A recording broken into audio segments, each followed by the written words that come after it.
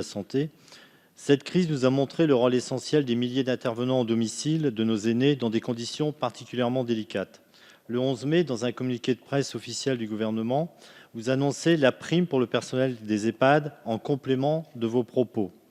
Je cite, « Cette prime sera également versée par les services d'aide et d'accompagnement au domicile ». Bonne nouvelle, relayée copieusement par la DPA, relayée par différents groupes politiques et par moi-même. Pourtant, aujourd'hui, les incertitudes subsistent. Cette prime restera à l'appréciation des structures employeuses. Faute de soutien financier et faute d'avoir trouvé celui des départements, vous mettez ces structures publiques ou privées devant un choix souvent difficile à assumer face aux difficultés financières qu'elles rencontrent déjà. Nul doute que cette prime sera à géométrie variable dans le meilleur des cas. Quant au personnel qui œuvre auprès des particuliers employeurs, c'est la nébuleuse la plus complète. Les personnels du secteur des intervenants au domicile sont une nouvelle fois divisés, oubliés, quelquefois méprisés. Cette prime est pourtant attendue comme un premier signe de gratitude permettant de restaurer une confiance perdue. Cette confiance, une confiance nécessaire pour envisager un long parcours vers une reconnaissance pérenne de ces métiers.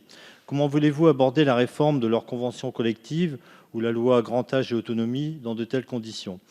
Madame la ministre, pouvez-vous nous confirmer que vous continuez à chercher des solutions financières et techniques pour que cette prime soit accordée à tous et quelle que soit la structure employeuse et le statut des auxiliaires de vie? Je vous remercie. Je vous remercie. Madame la ministre.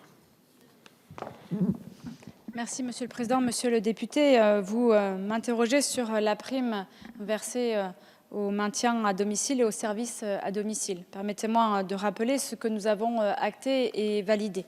Il y aura une prise en charge d'une prime exceptionnelle sur les professionnels travaillant dans les EHPAD dès lors qu'il y a un financement à 50% par l'assurance maladie et donc l'État versera à 100% la prime. Il y aura un versement d'une prime exceptionnelle à ces salariés pour les soins à domicile, les SIAD, puisqu'elles sont financées à 100% par l'assurance maladie. Donc l'État prend son entière responsabilité et versera la prime dès lors qu'il y a un financement assurance maladie. Nous avons travaillé avec les départements et avec l'ADF. Il y a encore des échanges en cours et le ministre s'est entretenu avec le président Bussereau à ce sujet. Il ne convient pas à l'État de s'investir au titre des départements. Il s'agit bien aux départements de choisir de pouvoir verser une prime exceptionnelle à leurs propres salariés dès lors qu'ils sont financés à 100% par les départements. Mais cette prime, elle va aussi plus large. Elle va sur la question des travailleurs sociaux qui ont fait un travail aussi nécessaire et important dans le cadre de l'aide sociale à l'enfance.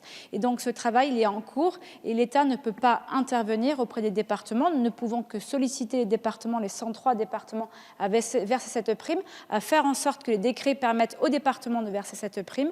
Dans ce cadre-là, les départements qui le souhaitent pourront le faire. À l'heure où je vous parle, l'ADF ne souhaite pas s'exprimer, ne souhaite pas inciter et avoir une communication collective auprès de l'ADF. Il appartiendra à chaque département de faire ce choix, un choix qu'il appartiendra dans chaque conseil départemental et au niveau de son conseil avec l'ensemble de ses élus qui prendront ce choix-là. En tout cas, l'État prend la responsabilité. Dès lors qu'il y a un financement assurance maladie, la prime sera versée.